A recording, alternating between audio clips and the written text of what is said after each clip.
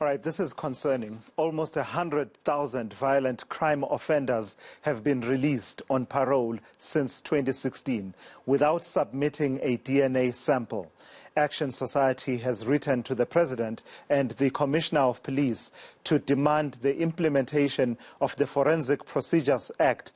The civil rights organization sent a letter to the Presidency on the 20th of August and is giving the President and ministers 30 days to comply with listed demands. Joining us now is Action Society spokesperson, that is Lanie van der Walt, to weigh in on that situation. Lanie, 100,000 Schedule 8 offenders, we are told, if we go by the scale and grading of how serious crimes that people are convicted for are. And ordinarily, these are people that, had this act come into play, would have had to submit a DNA sample that would then be kept in the database. But that's not happening. What is your understanding of why that situation continues to prevail? Thanks, Sizwe.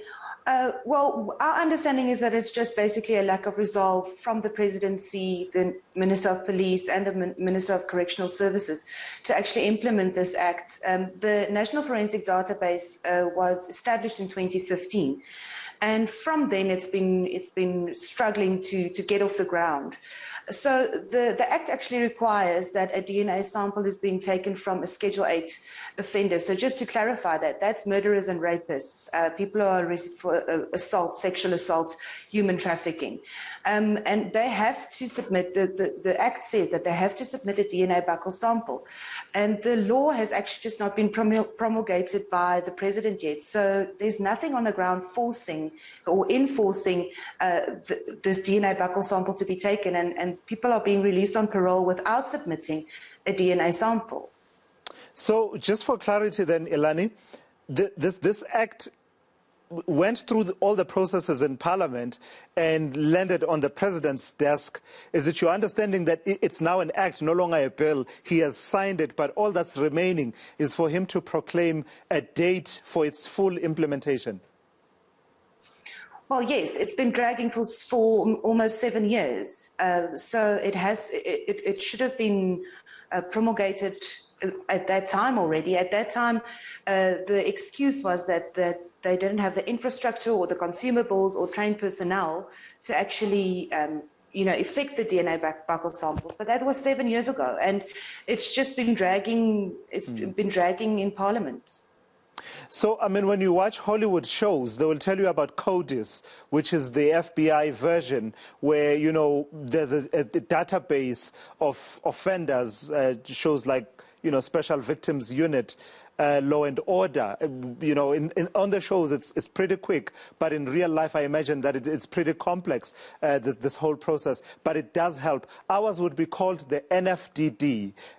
How would it help in the battle against violent crimes, and especially crimes against women? So what is it that we are being deprived of with this failure to promulgate this particular piece of legislation?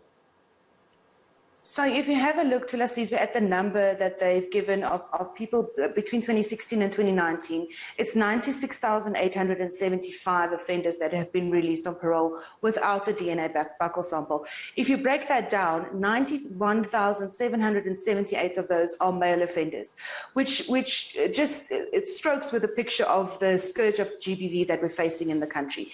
The other thing is that Schedule 8 offenders are hardened and violent criminals and very, very likely to reoffend. So not having a DNA sample to link them to previous cases or to old cases or cold cases, as well as future cases, prevents us from successfully prosecuting. I mean, we've got a successful prosecution rate of 7.8% in South Africa. And DNA is the most effective tool to secure prosecution for violent criminals and violent crimes. And it's not happening, and people are being freed to reoffend, and they're walking freely among us with no fear of being linked to previous crimes. Lastly, Lanie, you've given the President a deadline of the 20th of September. What is it that he needs to have done by this deadline, and failing which, what will be your next course of action? So we in our letter, we actually demanded that the Act be promulgated so that it can be implemented immediately. Failing response from that, we will take the matter further to the High Court because it is an infringement of the Constitution of Section 41 and 205, where the President and the police services are neglecting their constitutional duties towards the citizens of South Africa. And if we have to take it further, we will also do a Section 38 application at the Constitutional Court because this is affecting the human rights of tax-paying South African citizens in our country.